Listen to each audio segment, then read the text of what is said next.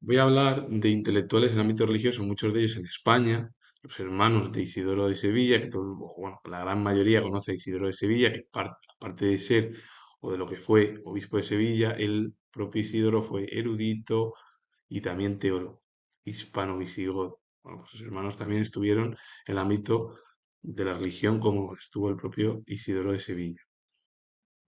Voy a hablar también de figuras dentro de la Edad Moderna, de la arquitectura, bueno, un ejemplo en España totalmente olvidado que inventó la máquina de vapor, pero que como quedó olvidado por la monarquía hispánica y por la cultura española, un británico se aprovechó de esa situación y él fue el principal precursor de lo que sería esa máquina de vapor, que es lo que dio lugar en el siglo XVIII bueno, a la revolución industrial, a la primera, que estalló, bueno, que nació más que estallar en Gran Bretaña y se extendió por el resto de Europa, por Francia, Alemania, bueno, Alemania sí, Bélgica también, y bueno, al sur de Europa y a España en concreto llegó la revolución industrial con décadas de retraso. A partir de ahí, voy a hablar también de ejemplos en España, en Gran Bretaña, en Francia y en Alemania que dejaron huella pues, en el ámbito de las ciencias sociales occidentales y europeas. Un corresponsal es un periodista que vive en otra ciudad o país y envía noticias con frecuencia a un medio de comunicación. Ahora también se usa para hablar de negocios o bancos que trabajan en representación de otros en un lugar distinto. Pero vamos, un corresponsal es aquella figura normalmente dentro del mundo del periodismo que la envía ya sea a un lugar de España, a un lugar o fuera de ya de Europa o ya fuera del continente europeo. Pero también este término se usa para hablar de negocios o bancos que trabajan en representación de otros en un lugar distinto. Es algo muy parecido porque en los bancos que hay en España se pueden llevar a cabo pues hacia América del Sur, por ejemplo. Leandro de Sevilla fue eclesiástico católico notorio en Hispania cuando se produjo la conversión de los visigodos arrianos al catolicismo. Fue obispo de Sevilla a finales del siglo VI y es venerado como santo por la Iglesia Católica y está considerado un padre de la Iglesia. Su hermano Isidoro de Sevilla también fue una figura importante dentro del ámbito eclesiástico, aparte de lo que he hablado yo, que Leandro de Sevilla Isidoro de Sevilla fueron las figuras más importantes del clan familiar. Y bueno, hablar de Isidoro de Sevilla es hablar de una figura pues como erudito y teólogo y obispo, claro, hispano-visigodo fueron. Fulgencio de Cartagena o Fulgencio de Écija, otro hermano de tanto de Leandro como de Isidoro, fue noble y sacerdote cristiano hispano del siglo VI, llegó a ser obispo de Astigi o Écija en dos ocasiones, y también de la diócesis de Cartagena, su ciudad natal, donde nació. Fulgencio de Ruspe fue obispo de la ciudad de Ruspe entre los siglos V y VI, pues fue posteriormente declarado santo cristiano, una figura importante en el ámbito italiano. Y por último, la mujer más importante del clan de la familia de, de Isidoro de Sevilla, Leandro de Sevilla, de Fulgencio de Cartagena, que fueron importantísimos. Fueron cuatro hermanos que dejaron huella en el ámbito de la religión. Florentina de Cartagena fue abadesa nacida en Cartagena en el siglo VI, en el siglo VI, y que desarrolló su vida como religiosa fundadora de monasterios. Hija de un noble hispano-romano, fue la tercera de cinco hermanos, cuatro son considerados santos por la Iglesia Católica. Leandro de Sevilla, Isidoro de Sevilla es el más conocido, Fulgencio de Cartagena es otra figura importantísima también dentro del ámbito de la religión, y ella, Florentina de Cartagena, también dejó huella en el pensamiento y en la cultura religiosa hispano-visigoda. Fueron el clan de los hermanos de Isidoro de Sevilla, Leandro de Sevilla, Fulgencio de Cartagena y Florentina de Cartagena. George Ward Price fue periodista británico, trabajó como corresponsal en el extranjero para el periódico Daily Mail y además fue el que le dio la pluma para que el dictador alemán Hitler hablase de bueno, pues cualquier cosa. El propio decir dio además como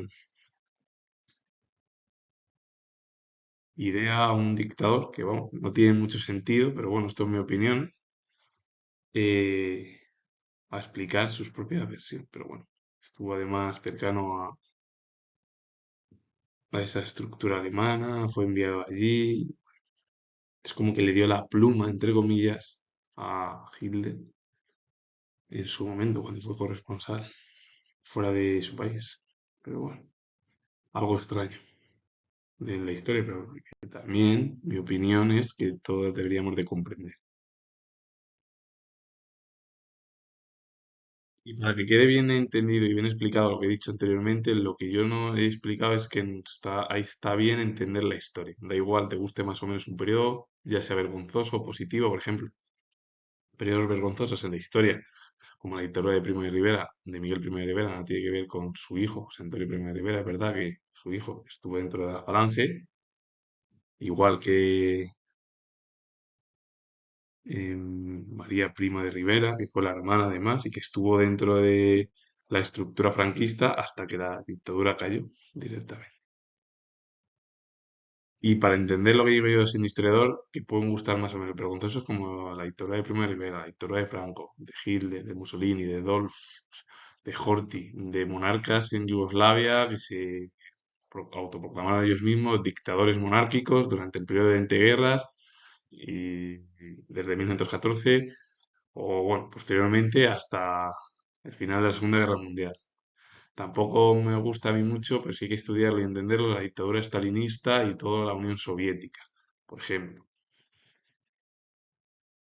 y otras tantas figuras y políticos radicales y no tan radicales como Winston Churchill, Roosevelt, Truman, que hizo muy mal, está claro, de enviar y de las bombas atómicas a las dos ciudades de Hiroshima y Nagasaki, que hoy en día, además, mucha gente que vive en Japón sigue teniendo secuelas. Eso es una vergüenza, pero también hay que estudiarlo y entenderlo, igual que otros ámbitos históricos. No solo estudiar lo que nos interesa nada más. Y esto es una opinión. Y puede ser que para muchos no guste, pero bueno, es así. Pero ya dejando de lado eso, que tampoco tiene mucho interés, voy a hablar de otra figura, de esta vez de una escritora en Francia. Louise de Pilmorin fue novelista francesa, nació en el seno de una destacada familia de botánicos, tuvo dos divorcios y estuvo, bueno, como amante del escritor francés André Malraux, que fue escritor y aventurero. También tuvo romances con príncipes, con intelectuales del momento. Y en 1947 conoció a Coco Chanel, de quien una década más tarde escribió la obra Memorias de Coco Chanel, que es Memories de Coco Chanel, porque lo conoció. En 1957 le conoció y bueno, pues fue una figura que su familia era una familia destacada de Bogotá. Ella se dedicó al ámbito de la literatura como novelista. Tuvo dos divorcios y varios amantes, entre ellos el escritor André Malraux, aparte de príncipes intelectuales del momento, y conoció a Coco Chanel y de ahí escribió las memorias del propio diseñador francés. Louis de Wolf fue escritor, astrólogo y guionista alemán, uno de los grandes autores de novela histórica del siglo pasado. Una de sus obras es El último cruzado. Fulgencio de Miguel fue comerciante y político español, activo especialmente en Madrid, que fue su ciudad de adopción, para que luego digan que Madrid no adopta incluso a las propias ciudades de nuestro país. Y bueno, pues él fue el tío del futuro presidente del Celta de Vigo, que fue Fernando de Miguel Rodríguez. Y por cierto, el padre, el hermano de Fulgencio de Miguel, fue Miguel de Miguel Alonso, que su padre fue militar español, repatriado de la guerra de Cuba y a su vez hermano del teniente de alcalde de Madrid, Fulgencio de Miguel Alonso, porque bueno, Fulgencio de Miguel fue político, aparte de comerciante, y bueno, estuvo aquí como alcalde durante aquel periodo en la capital española. Y su sobrino, Fernando de Miguel Rodríguez, se convirtió presidente del Celta de Vigo durante 2 años. Y bueno, pues llegó a España con 6 años porque su padre había sido destinado allí a la guerra de Cuba, lo repatriaron y siendo muy jovencito, pues casi comenzando el siglo XX, Fernando de Miguel, bueno, pues ya estuvo aquí en España y directamente no se vino a Madrid, se quedó en el norte, se quedó en Vigo y allí bueno, pues estuvo como empresario. Aparte de que ser empresario, que en realidad fue presidente de un club deportivo como es el Celta, que es conocido y que está en primera división, pues en aquel momento, pues bueno, pues fue una figura importante dentro del mundo del deporte y sobre todo del fútbol. Jerónimo de Allanz y Benabún fue polímata, pintor, cosmógrafo, músico y militar, pero él destacó como inventor. Él fue el inventor de la máquina de vapor a principios ya del siglo XVII, y hablando de ello fue una figura que mm, quedó a su muerte en el olvido totalmente. Fue aprovechada casi 92 años después por Gran Bretaña, y se dice que Gran Bretaña es la pionera de la revolución industrial, y eso es la verdad en el ámbito histórico, pero claro, como en España la cultura y el ámbito científico tienen mayor interés por parte de las instituciones y las monarquías del momento, y hoy en día, en la actualidad, hay un claro movimiento por parte de la cultura en nuestro país. Un claro movimiento. Bueno, pues Gran Bretaña aprovechó la situación. Thomas Savel fue inventor y mecánico británico.